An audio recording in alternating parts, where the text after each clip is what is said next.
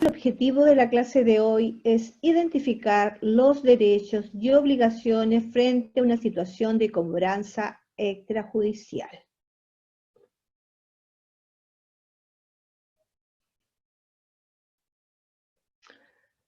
Ya. Lo primero, ¿cierto? Vamos a revisar los contenidos desarrollados en la sesión anterior. Ya, estamos en la unidad crédito y endeudamiento. ¿Qué hacer frente al sobreendeudamiento? Los puntos que analizamos fueron crédito y endeudamiento, ordene sus cuentas y los derechos y deberes del consumidor antes de solicitar un préstamo.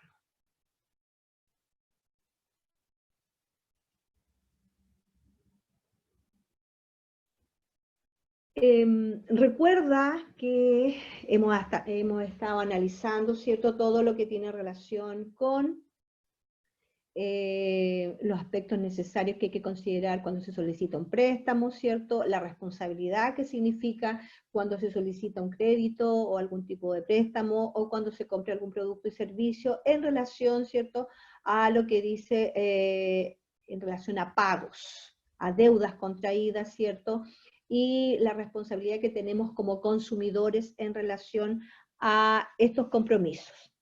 Hoy día vamos a realizar, ¿cierto?, y ver, ¿cierto?, qué pasa cuando no se revisa, no se paga, o por distintas circunstancias, ¿cierto?, la persona, ¿cierto?, se endeuda y no puede cumplir con estas responsabilidades que asume como consumidor. Cobranza dice que es el proceso a través del cual una persona o empresa busca recuperar su dinero, es decir, que le paguen por la compra de un producto que vendió o por algún servicio que prestó. La deuda es la obligación que tiene una persona o empresa de pagar por un producto o un servicio en un plazo determinado. Lo vamos a ver con un ejemplo concreto. Por ejemplo, dice, yo, Juan Andrés, compro un televisor de 3 cuotas. El televisor lo compré en enero y la primera cuota la debo pagar en marzo. Entre enero y marzo tengo una deuda. ¿Por qué? Porque tengo la obligación y compromiso de pagar por este producto. Como ven, no todas las deudas son malas, porque como decíamos anteriormente, en la sociedad en la cual nos encontramos, muchas personas la única forma de acceder a distintos bienes y servicios es a través, ¿cierto?, de un crédito o, ¿cierto?, de una deuda adquirida en un plazo determinado para adquirirlo porque muchas veces no se tiene, ¿cierto?, para poder pagarlo inmediatamente al contado. Esta es una deuda por vencer y aún estoy, ¿cierto?, en el plazo adecuado para pagarla. Ahora bien, si pasó la fecha de pago, para este caso, marzo, y yo aún no cancelo mi deuda, esta se transforma en una deuda morosa y la empresa puede empezar un proceso de cobranza. Durante este proceso de cobranza, la empresa usará distintos métodos, que son los que veremos, ¿cierto?, más adelante, para recuperar su dinero. ¿Ya? Aquí estamos hablando de dos conceptos, ¿cierto?, con los cuales, ¿cierto?, no encontramos gran parte, ¿cierto?, de los chilenos, ¿cierto?, en relación a que tenemos que asumir deudas para adquirir ciertos bienes y servicios, ¿cierto? Y si no pagamos ciertos bienes, la etapa, ¿cierto?, lo que corresponde a lo que es la cobranza. Deuda por vencer, dice, como su nombre lo indica, es una deuda activa que se produce inmediatamente después de comprar un producto o recibir un servicio y dura hasta que llegue el plazo comprometido para pagar. Ya venció y comienza una vez que pasa la fecha comprometida para pagar por un producto o servicio. Atentos a las deudas morosas, que será la que active el proceso de cobranza. Es decir, una vez, ¿cierto?, que ella pasó a ser una deuda morosa, vendría la etapa que viene el proceso, ¿cierto?, de cobranza, que es lo que hace la empresa, ¿cierto?, para recuperar sus dineros. ¿Cómo se inicia el proceso de cobranza? Perdón, ¿cuándo se inicia el proceso de cobranza?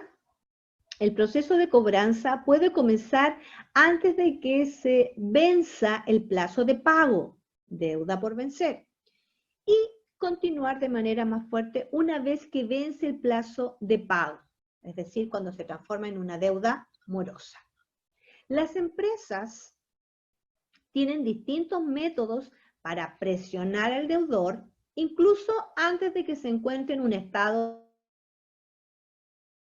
de morosidad. ¿Cómo es el proceso de cobranza? Entendimos, ¿cierto? Ya que si una persona tiene un compromiso u obligación de pagar un objeto o servicio, tiene una deuda, deuda por vencer. Y si no paga en el tiempo establecido, tiene una deuda morosa. Ahora, la empresa, para lograr que se pague esta deuda, tiene tres posibilidades: realizar una cobranza preventiva, realizar una cobranza extrajudicial o realizar una cobranza judicial. ¿Ya? Entonces ahí, ¿cierto?, se describe el orden de acuerdo a la secuencia, ¿cierto?, y de acuerdo al tiempo que va pasando en relación a la deuda. Cobranza preventiva es el método que tienen las empresas para recordar a los compradores que deben pagar su deuda y que el plazo se está agotando. La cobranza preventiva es una cobranza que comienza antes de que se venza el plazo de pago, es decir, durante la deuda por vencer. Imaginemos, ¿cierto?, que compró un computador con un plazo de pago de 60 días. El día 45, la empresa podrá empezar una cobranza preventiva, avisando a su deudor que en 15 días más se vencerá el plazo de su deuda. ¿Qué métodos pueden utilizar las empresas en una cobranza preventiva? Las empresas pueden realizar los llamados telefónicos, enviar mensajes de textos y enviar estados de cuenta, cartas. Este último método es el más usado en la cobranza preventiva, sobre todo cuando las deudas tienen relación a tarjetas de crédito. Bien. Ahí están los ejemplos, ¿cierto?, más claros y que todos quizás en algún momento hemos tenido una cobranza preventiva, ¿cierto?, cuando nos llega algún mensaje de texto y nos dice que nuestra cuenta está por vencer, nos dice que la fecha de pago nos corresponde tal día, ¿ya? Hay algunos ejemplos claros, ¿cierto?, que quizás hemos vivenciado en relación a lo que son las cobranzas preventivas. Luego de la cobranza preventiva viene la cobranza extrajudicial. ¿Qué es la cobranza extrajudicial? Son todas las herramientas que tiene una empresa para recuperar su dinero sin ir a juicio, es decir, sin iniciar una demanda en contra del deudor.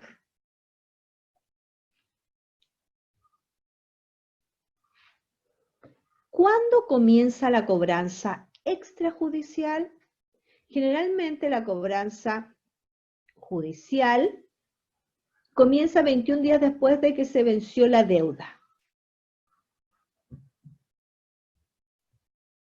¿Qué métodos puede usar la empresa en una cobranza extrajudicial?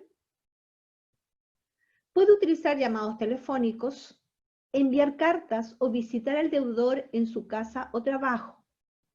En cualquiera de los tres casos, el fin es informar a la persona morosa que tiene una deuda y lograr que pague. ¿No es un poco invasivo para la persona que tiene la deuda?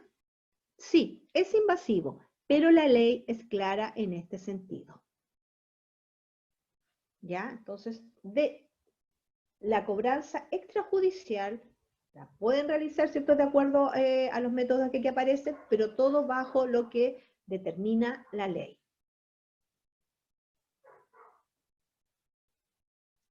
Las empresas están en su derecho de exigir el pago de las deudas pero la forma en que realicen estas cobranzas no debe causar daño ni interrumpir la privacidad de los deudores. ¿Qué quiere decir esto? Que se puede cobrar, pero la cobranza no debe afectar la vida del deudor. Veamos ejemplos concretos. Sí, se pueden realizar llamados telefónicos, pero estos solo pueden ser de lunes a sábado entre las 8 y las 20 horas. Si se interrumpe en otro horario, está infringiendo la ley. No pueden por ningún motivo notificar de la deuda a terceras personas. Si tu deuda es tuya, es de conocimiento privado, tus jefes, amigos, familiares no tienen por qué enterarse. No se pueden enviar escritos que aparenten escritos judiciales. Muchas empresas envían cartas que aparentan ser demandas, pero no lo son. Este recurso se utiliza para asustar a los deudores y realizar una cobranza efectiva, pero está fuera de la ley.